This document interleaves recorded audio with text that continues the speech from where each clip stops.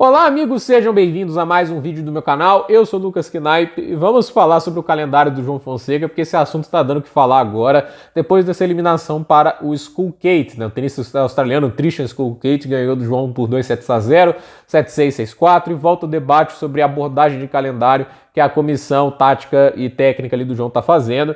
E ele tomou a decisão, né, de jogar apenas agora no Masters 1000 de Toronto, pós a eliminação em Wimbledon. Fazia 24 dias desde a derrota para o Nicolas Jarry na grama sagrada inglesa.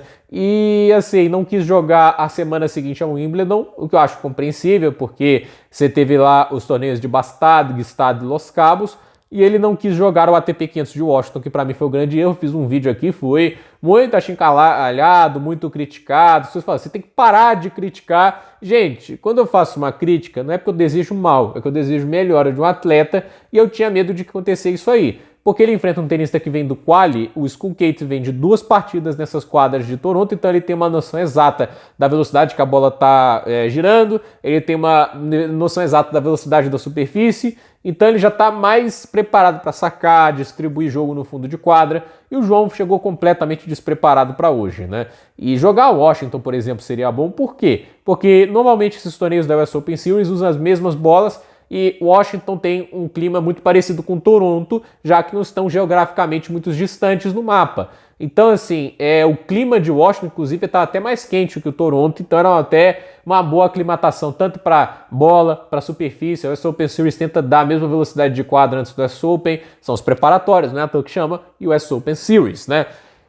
E assim, o João Fonseca, ele tem obviamente gente que está lá estudada, que trabalha, né, que vive do esporte, que obviamente tem muitos méritos em transformar o João num tenista de top 50 tão cedo na carreira dele. Eu não vou aqui questionar esse tipo de coisa. Eu acho que estão certas as pessoas falar que o que o João conquistou até agora é bem impressionante. Ele é disparado o melhor tenista brasileiro da atualidade, eu não acho que isso entre em debate. Mas eu acho que existe muito exagero dos dois lados. O João não tem que jogar igual um condenado, eu não acho que isso deva acontecer, mas ao mesmo tempo que eu acho que é exagerada essa ideia de ficar dando espaçamentos de um mês, porque assim, eu sei que fisicamente é importante ter descanso, mas é assim, você sacrificar ritmo pelo descanso é ruim, tem que ter equilíbrio. Essa é a minha visão, eu posso estar errado, equivocado, etc, né? Mas a minha visão é que, assim, tá exagerado e agora, por exemplo, né, ficou parado 3 semanas, né? E jogou essa partida, caiu, vai ficar essas 2 semanas parado até começar em Cincinnati. Em 5 semanas, ele tem um jogo. Eu não consigo achar isso legal, entende? Eu não acho que isso faz bem ao atleta, porque jogar pouco também deixa o atleta frio e talvez pouco preparado a desafios físicos, porque ele tá jogando pouco, aí ele vai jogando pouco o tempo todo, e aí quando ele tem que jogar mais sempre, ele não tá preparado. Então, assim, essa ideia também de jogar pouco prepara o cara para lesões, ela é equivocada, entende? Eu acho que tem que parar para pensar nesse tipo de aspecto. Então, quando o cara for exigido além do que ele tá acostumado a jogar, ele não vai estar preparado.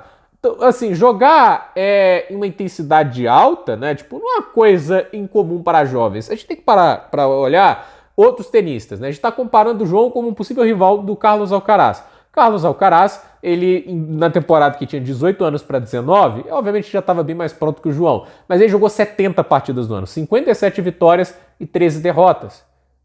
E na temporada anterior, que tinha 17 para 18, o Alcaraz acho que teve 37 vitórias e 21 derrotas nível ATP. Isso não conta os challengers que ele jogou. O que eu quero dizer com isso é, o Carlos Alcaraz já estava jogando volumes de quase 60 para 70 partidas, já bem antes do João, nesse estágio da carreira dele.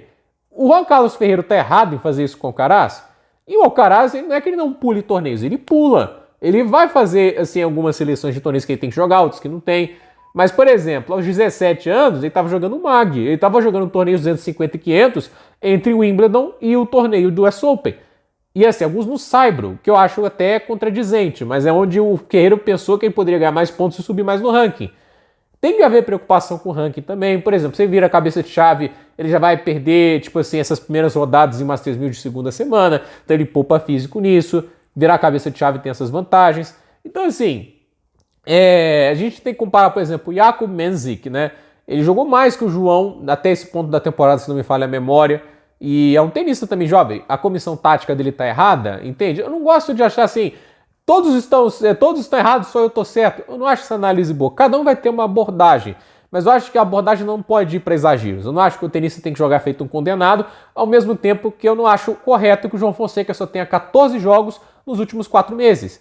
Se a gente for pegar aqui, são 14 jogos nos últimos 4 meses. Abril, maio, junho e julho, né? Ele não joga mais até o agosto, quando ele vai lá, tipo, acho que 7 de agosto, quando ele vai começar a estrear em Cincinnati, se não me falha a memória, né? Pode até ser mais tarde do que isso, e o torneio de lá, ao invés de, como começou aqui Toronto, que foi logo no domingo, né?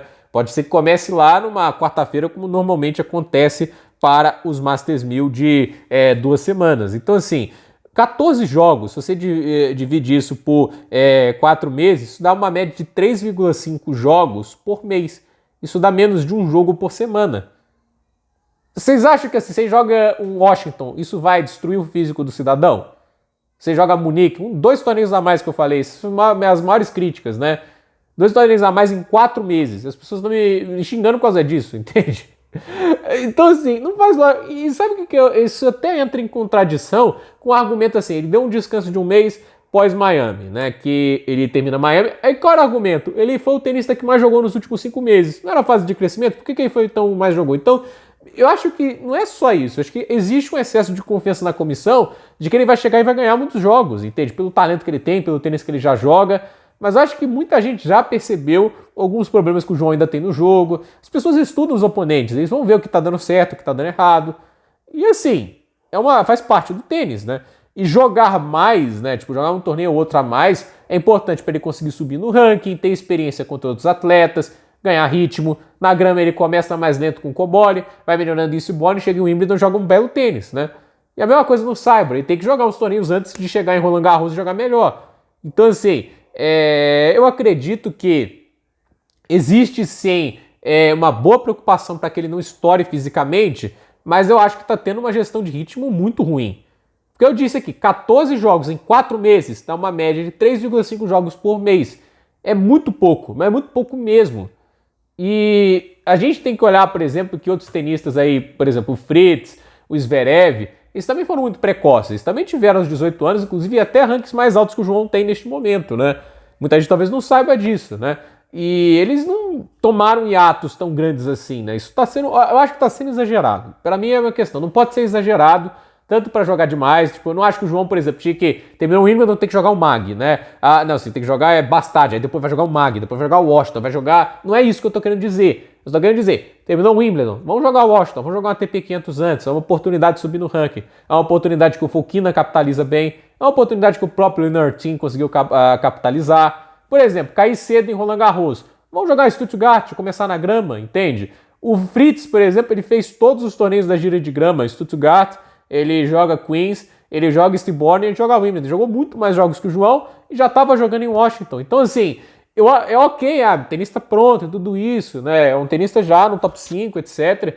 Mas o que eu quero dizer é, tipo, os tenistas eles têm que ter um planejamento, sim, de calendário para se preservar fisicamente, mas ao mesmo tempo manter um ritmo, né? Por que ele fez essa sequência intensa na grama? Porque ele jogou mal no Saibro. Ele percebeu, olha, eu não estou bem, preciso ganhar confiança. E o João, nesse momento, ele não tá bem. Eu não acho que o tênis do João tá legal de abril para frente. Ele tem momentos muito bons, algumas partidas muito legais, algumas vitórias bacanas, mas a gente tem que parar para pensar que ele não passou de terceira rodada desde abril. Então, assim, isso para mim é ruim. Você não pode olhar para esse período aqui e falar que o nível de tênis está perfeito, está mágico, entende? É óbvio que é normal, altos e baixos, mas pela qualidade de tênis que o João já tem, eu acho que ele já podia ter umas campanhas melhores, mas acho que isso está acontecendo porque falta ritmo, entende? Ele chega num torneio menos ritmado e aí ele está menos preparado com gente que já está mais habituada à superfície, entende? E isso acaba gerando essas performances que no final acabam custando algumas vitórias, algumas campanhas melhores. Então assim, ele vai jogar agora Cincinnati. Será que ele joga o Winston-Salem, que é um ATP 250? Eu acho muito difícil, visto a abordagem que eles vêm tomando. Então, é torcer para que ele tenha uma campanha melhor em Cincinnati. E, gente, a gente torce pelo sucesso do João. Quando eu digo que ele tem que jogar um pouco mais, né? Para mim, seria melhor se ele tivesse feito pelo menos 2 torneios a mais, no máximo 3. Teve o ATP 500 antes de Roland Garros, acho que seria legal ele jogar. Por exemplo, Munique para mim, ou Barcelona, teria sido legal. Washington. Eu não pedi para ele jogar todos os torneios disponíveis em todas essas giras, todas as semanas possíveis. Não é isso. Mas as pessoas elas pegam para um lado exagerado. Para mim, existe um exagero em não jogar torneios que poderiam ser importantes tanto para ganhar pontos, vitórias, experiência e, obviamente, lapidação, porque é dentro da quadra que você vai entender mais sobre leitura tática, ajuste e tudo isso, porque no treino você pode aprender muita coisa tudo isso, mas o jogo dentro de quadra ensina demais. E, como eu disse, né, ficar jogando pouco também vai te deixar pouco preparado para desafios mais intensos, porque não existe treino mais intenso que uma partida profissional. Entende? Eu duvido que o Fokina e o de Minaur vão ter um treino tão intenso quanto o jogo que eles tiveram, ou igual o jogo que o Fritz teve contra o Davidovich Fokina. Não existe treino com aquela intensidade. Então, assim, tem que jogar até pra essas experiências físicas, e são brutais e tudo isso, mas fazem parte do esporte, né? E não tem como fugir delas. Então, gente, por esse vídeo é isso. Dúvida nos comentários, deixe seu like, se inscreva no canal, compartilhe este vídeo e até o próximo vídeo.